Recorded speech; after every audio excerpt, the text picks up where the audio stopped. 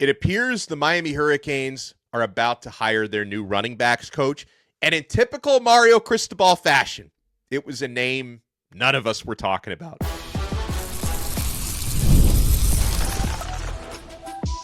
You are Locked On Canes, your daily podcast on the Miami Hurricanes, part of the Locked On Podcast Network, your team every day. I am Alex Donno, University of Miami alumnus, co-host of Locked On ACC and host of Postgame on the Hurricanes Radio Network. And thank you so much to the everydayers for making Locked On Canes your first or your second listen. We're available free wherever you get your podcasts. We're free on YouTube. We're part of the #1 Locked On Podcast Network, your team every day. We'll talk with our special guest about who he thinks the breakout stars could be in spring football. And it was reported last night on On3 Sports, their projected date for the start of spring is the same date that we've been throwing around. I don't think Miami has confirmed it yet, but it looks like March 24th is going to be the first spring football practice. Our guest today, and you might already know who it is going to critique Mario Cristobal's stand-up comedy because Cristobal roasted Kirby Smart. As you see, I mean, who better to critique stand-up than an actual professional comedian in Michael Yo? But before we get to that, Michael, looks like Miami, they have their new running backs coach. Seemingly this is going to be the guy, like when Matt Zenitz of 24/7 Sports starts putting out the Miami is targeting so-and-so, that usually means they're about to make the hire. And it looks like it's going to be Favian Upshaw, who for the past 3 seasons has worked as a quality control coach with the Denver Broncos, working a lot with their running backs, Michael. And if I read this paragraph from Favian Upshaw's bio with Denver, he helped oversee the development of undrafted running back Jaleel McLaughlin, who recorded 189 rushing attempts for 906 yards. I think that was in the 2024 season, with 2 touchdowns along with 55 receptions with 4 scores. Among Broncos undrafted running backs in their first 2 seasons, McLaughlin ranked 2nd in receptions. You go on McLaughlin's stats, but they give Favian Upshaw a lot of credit for helping develop him and others in that Broncos running back room. And I love Mario getting a guy with NFL experience here, Mike. Yeah, we're losing a lot of coaches to the NFL, so Mario was like, you know what? We're going to grab one from the NFL. What I like about the guy, and we don't know that much about him, but what I like about him is he's a stats guy. He's an analyst. So he brings that element to Miami as well. Like, I'm sure he'll be helping Dawson break down film, break down stats, break down what players to target on the other team. And a guy from the NFL, look, you can't stay in the NFL and be successful if you don't have skills. You know what I mean? So I really feel this guy, I don't know much about him, but look, if Mario now has built the trust of Miami where if Mario thinks he's the right guy, then he's the right guy. Yeah, and Favian Upshaw, who looks like he's going to be the new running backs coach, he does have a Mario Cristobal connection because he started his college career. He was a college quarterback, actually started his career at Mario Cristobal's FIU Panthers before finishing his career at Georgia Southern. So there is the Mario tie-in there. Here's a little more on Upshaw's coaching resume, courtesy of 24/7 Sports. He got his first on-field role at one of his alma maters, Georgia Southern, in 2021, coaching the tailbacks and helping the Golden Eagles average 192.5 yards per game that year. In 2022, he joined Tulane's staff as an assistant quarterbacks coach. He then spent the next 3 seasons with the Denver Broncos, where he worked with players like R.J. Harvey, J.K. Dobbins, Javonte Williams, and the aforementioned Jaleel McLaughlin. So, he's got that college and NFL experience. We obviously know his ability to recruit is going to be critical, and I'm sure Mario would not have hired or would not be hiring Coach Upshaw if he wasn't confident he can recruit. And then the other part of it is, Michael, Favian Upshaw comes into Favian Upshaw, I should say, not Favian Upshaw comes into a good situation where he's got maybe the deepest running back room in the entire country. Look, when he came into this running back room, if he is the coach, he's like, this is the best you can get. Like literally the best running back room in the country. Also, what I'm impressed by, to be able to be the coach of this running back room, he had to bring something to the table nobody else did.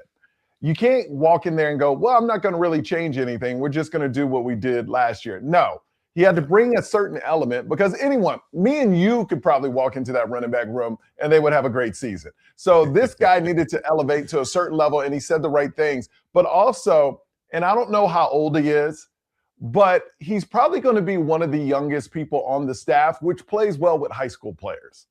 I'm sure he can relate a lot better than the older coaches on the team. He seems young, he seems hip. I don't know his age, but I wouldn't be surprised if he's like 27, 28, 29.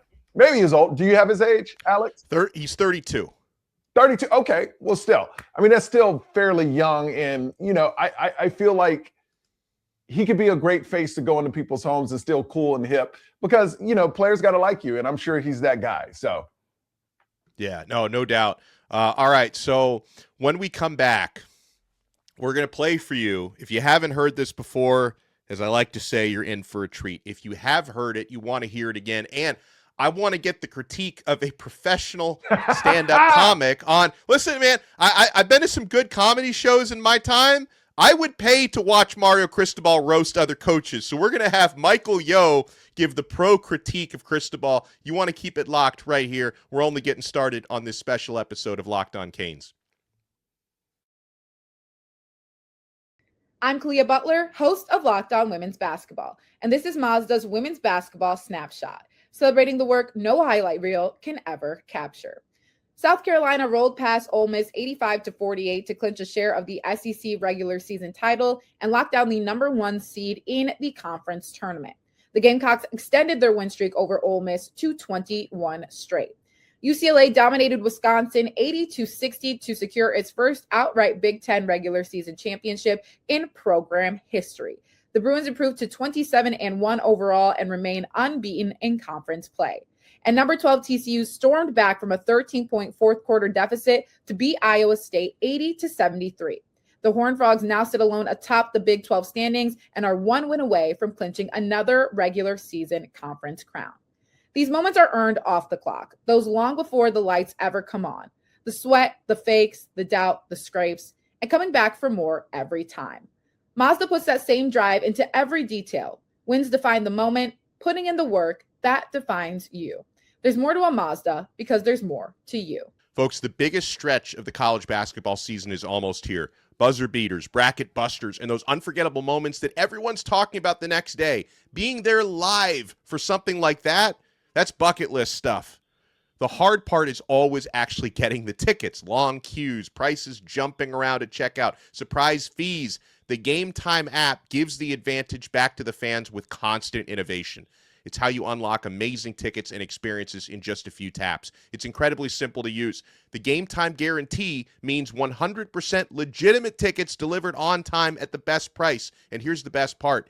Fees are included in the price you see. What you see is what you pay, period. Guys, suddenly Miami basketball has become a really hot ticket because this team is almost certainly NCAA tournament bound, and they're going to have a high seed in the ACC tournament as well.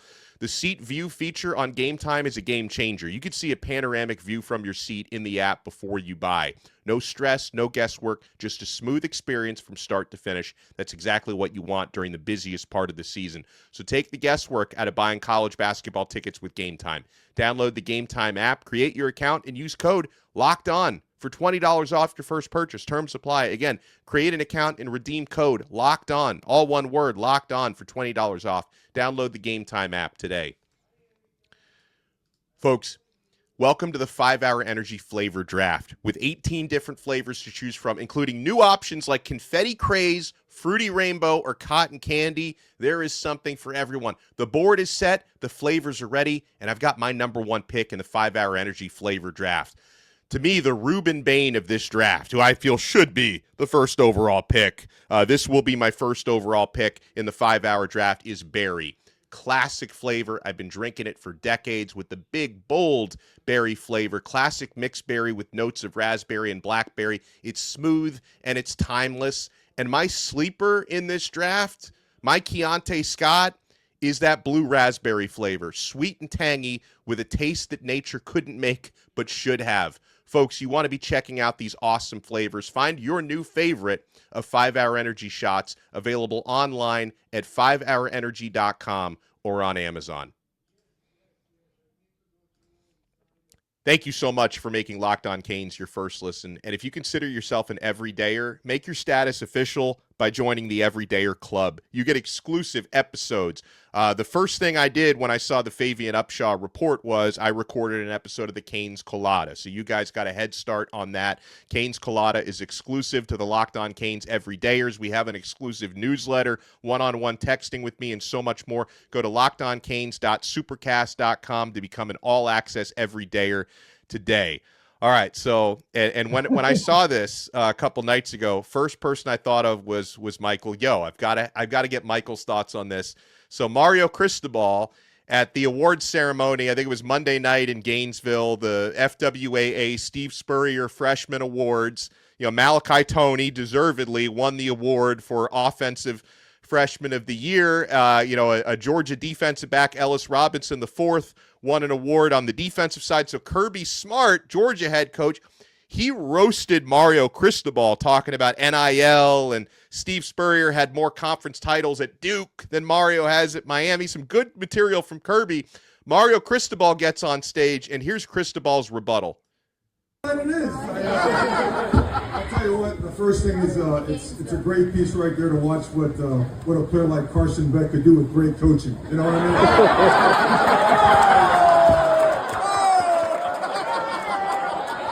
Put him in a body bag. Let's give it up. Let's give it up. Kirby Smart. If it wasn't for all his years of pre-NIL, we wouldn't have NIL right now. That's great. Yeah. Did you reach the Made a short joke, too. Yeah. Robinson family, great senior. We leave at 9:30 on the real jet. Okay. We have more than one restaurant in Miami as opposed to certainly appreciate being here. I know I could go on for a little bit now. But no, you gotta give a guy like Kirby credit. You know what I mean?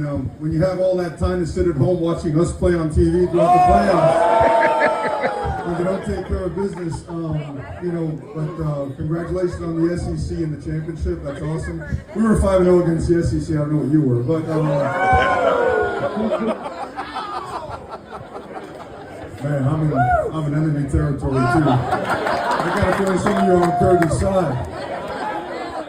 But no, you guys are super professional. I never felt so welcome in enemy territory, except last year at the Swamp, 41-17. Good Spurrier.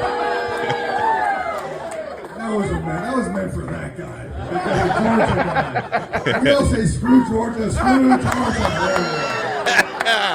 All right, on to the real stuff. Man. So, all right. That's great. So, and by the way, shout out to Jack Leo from the Leo Report, who was there filming that. That video obviously would not be possible without him filming it. All right, so before we get to the jokes, what about the delivery, Michael? Like, Cristobal seems like a natural. Look, I was shocked. I'll be honest with you. I always knew Cristobal had a big personality because I've seen him. I've said this on my podcast. Over the last 3-4 weeks, you've seen a new Mario Cristobal, a guy with confidence, a guy that's having fun again. He knows what's coming. That's what it feels like. I know what's coming to Miami. I know where we're going, where in the first couple of years, it was kind of like, hey, we're just trying. But now he knows he got the program moving in the direction he wants. And man, let me tell you, the timing was great. It was a little off on the last joke. I think on the Florida joke, he could have said the hospitality thing, let him clap a little bit longer and then hit him with it. Yeah. It would have been even bigger. I think I wish Mario would have made a joke about Kirby's last name, Smart. He could have added that to the Carson Beck thing. The only smart thing, that happened was Carson Beck leaving.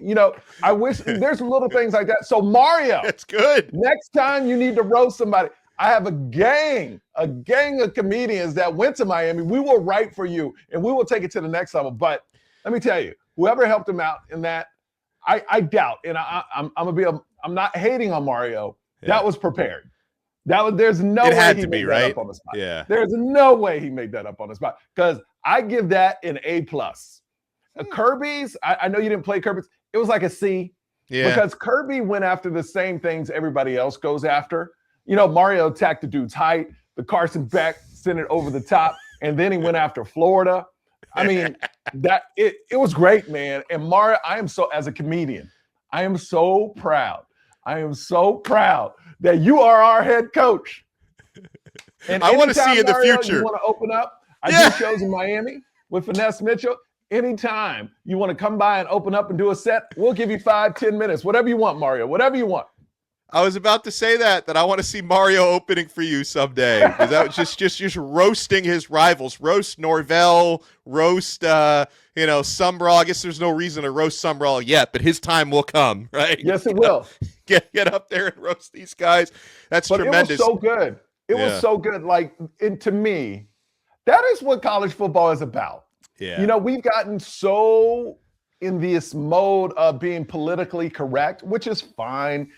But when you see coaches, because they were saying what they really wanted to say, because comedy has a little bit of truth in everything. 100%. And let me tell you something. When they panned to Kirby, he was taking it, but he was not happy. No, I know, he gave the thumbs up, but you could see it was like the meme of the mask where they're crying underneath, you know? It was he was Jordan. Yeah. Kirby Smart was Jordan with the tears. And I guarantee you, he took that to heart, because some people, when they get a joke, like I'm sure Kirby's not a guy that has a lot of jokes told about him. And you could tell the way he handled the joke. It was like, oh, okay. It was more of, instead of laughing, it was like, all right, okay. You know, where I feel like Mario took it as jokes. Where Kirby, he didn't laugh at it. He was just like, You know, so I loved it, because I know it really got under Kirby's skin. And that's what he wanted to do. Well done, Mario. That was beautiful. We're joined here by Michael Yo, who's not only a stand-up comic and a TV show host extraordinaire, he's also an awesome podcast host. He loves Miami, as you guys know, Comics on Canes. So now that we have at least a reported date for the start of spring ball, we're less than a month away from it, March 24th. Who, in your mind, could be some breakout guys who you think can really start maybe taking people's jobs this spring? Well, I mean, my number one is Hayden Lowe. I mean, let's be honest. He was a 4/5-star coming out of high school, number 2 edge rusher in the class. Last year, we heard a bunch of buzz about him, and then he got hurt. I'm expecting Hayden Lowe to have a huge year if healthy. In high school, his senior year, he had 16 sacks, 18 tackles for loss. That's the last time he's been on the field to that capacity. So I think Hayden Lowe is going to stand out. I'm a huge fan. I don't care who you bring in from other schools as receiver. I feel Joshua Moore is going to have a breakout year. I love his size. I love his speed. He had 17 receptions for 210 yards, 2 TDs. He averaged 12.4 yards a catch. I just think his catch radius is ridiculous. I think he's going to stand out huge, and I'm pulling for him. You know, I know we got people coming in, but I wouldn't be surprised if he starts. I would not be surprised if he starts.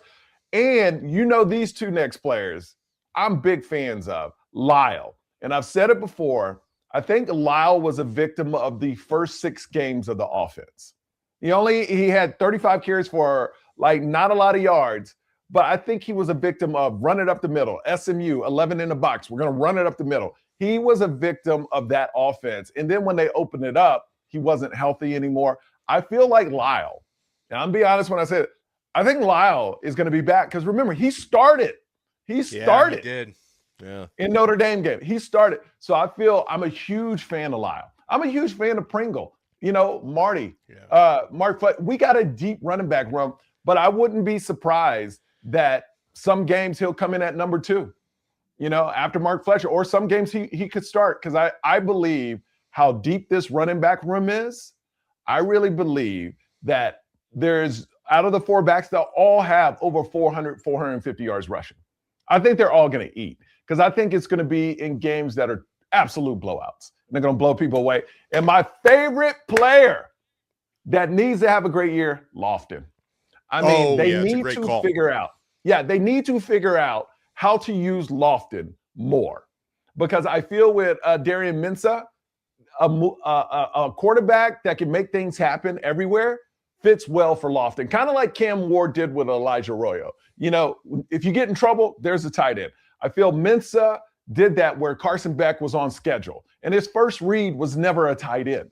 So that's what hurt Lofton. Lofton, if you listen to this podcast, I'm a huge fan, and I know you're going to have an amazing year, and I know you had a down year last year. Don't worry about it. It's a new year, new you, baby. Let's get it. Let's get it.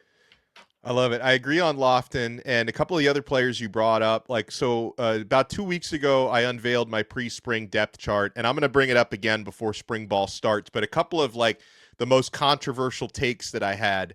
One of them, and you obviously agree with me, I had Josh Moore starting at X receiver, which means he's got to beat out some guys who are more experienced than him.